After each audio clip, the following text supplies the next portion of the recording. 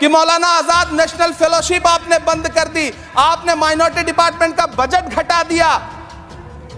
आप कह रहे हैं सबका साथ सबका विकास, आप बात करते हैं बेटी बचाओ बेटी पढ़ाओ।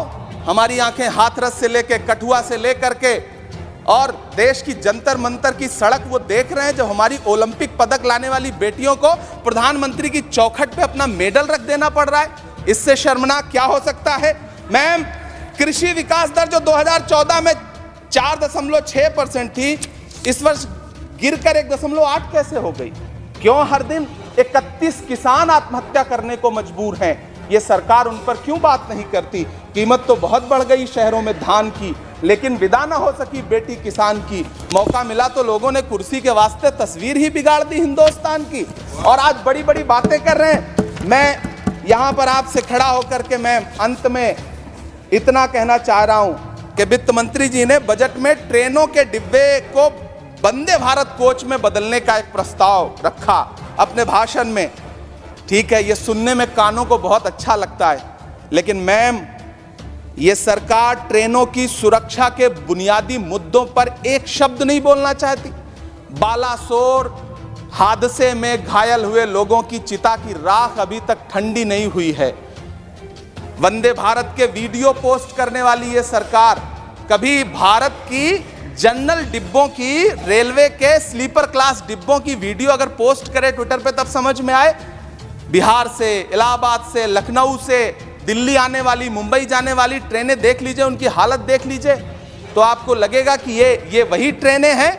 आज स्थिति ये है कि रेलवे स्टेशन तो छोड़िए, रनवे पर खाना खिला रही हैं आपकी प्राइवेट एयरलाइंस। अभी आपने जुर्माना लगाया है, नोटिस दिया है एक एयरलाइंस को। यह स्थिति आपने करके रख दी है ट्रेनों की, एयरलाइंस की। ऐसे में मैम, कागजों पर तो आप कितना भी वंदे भारत और बुलेट ट्रेन सर पर दौड़ा लीजिए, लेकिन असल में भारत की ट्रेनों की डिब्बों की सवारियों की हालत देखने लायक है। अगर सरकार खुली आंखों से उसे देखना चाहे तो देखे और उनकी स्थिति सुधारे।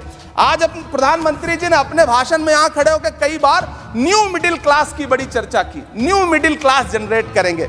लेकिन मैं तो यहां खड़ा होकर के सरकार से कहना चाहता हूं कि न्यू मिडिल क्लास का जुमला अपने पास रखिए। यह बताइए कि जो पुराना मिडिल क्लास है उसके साथ आप कैसा व्यवहार कर रहे हैं। आज उसकी स्थिति क्या है? आप अमीरों के कर्जे माफ कर रहे हैं, उद्योगपतियों के कर्जे माफ कर रहे हैं, और यहां स्थिति यह हो गई है कि जो मिडिल क्लास, उसकी जो रोजमर्रा की जरूरत की चीजें हैं उस तक पर आपने जीएसटी लगा रखी है। आप फिल्में टैक्स फ्री करते हैं, लेकिन स्टूडेंट्स के प्रतियोगी परीक्षाओं के फॉर्म की फीस नहीं माफ कर सकते। आपको बाकी जगहों पर टैक्स लेना है, हर जगह टैक्स लेना है। मिडिल क्लास से आपका कोई रिश्ता नहीं। मिडिल क्लास तो आपसे कह रहा है कि मोहब्बत, भाईचारे के दीवाने दिन ही लौटा दो, वो सस्ती दाल सब्जी के सुहाने दिन ही लौटा दो। ये अच्छे दिन तो अंबानी अडानी को मुबारक हो, हमें ऐसा करो साहब, पुराने दिन ही लौटा दो।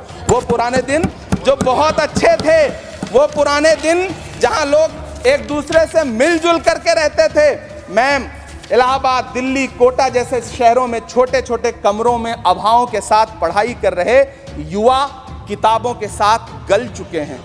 उनके हिस्से अधेड़ अवस्था तो आई है, लेकिन नौकरी और रोजगार नहीं आया। हर साल 2 करोड़ नौकरियां देने का दावा करने वाली ये सरकार 10 साल में युवाओं को नौकरियां नहीं दे पा रही है। 20 करोड़ नौकरियों का बोझ है इस सरकार के कंधे पर, और 2024 में देश देखेगा कि उन्हीं 20 करोड़ नौकरियों के बोझ तले दबकर बैठ जाएगी यह सरकार। यह देश देखेगा, क्योंकि जिस ओर जवानी चलती है उस ओर जमाना चलता है। देश का युवा नाराज है, देश का युवा गुस्से में है। ऐसे में उसकी पीड़ा को इस बजट में कहीं भी आवाज देने की कोशिश नहीं की गई। मैं आपके बीच खड़ा हूं, मैं तो वित्त मंत्री जी का भाषण सुन रहा था। यह कहा जा रहा था ये अमृत काल का बजट है, ये अमृत काल का बजट है। ये कौन सा बजट है ये बाद में तय होगा, लेकिन मैं इतना जानता हूं कि ये इस सरकार का अंतिम बजट है, आखिरी बजट है। इसके बाद न्याय का बजट पेश होगा, जिसकी चर्चा राहुल गांधी जी पूरे देश में कर रहे हैं। न्याय का बजट, 5 न्याय, महिलाओं के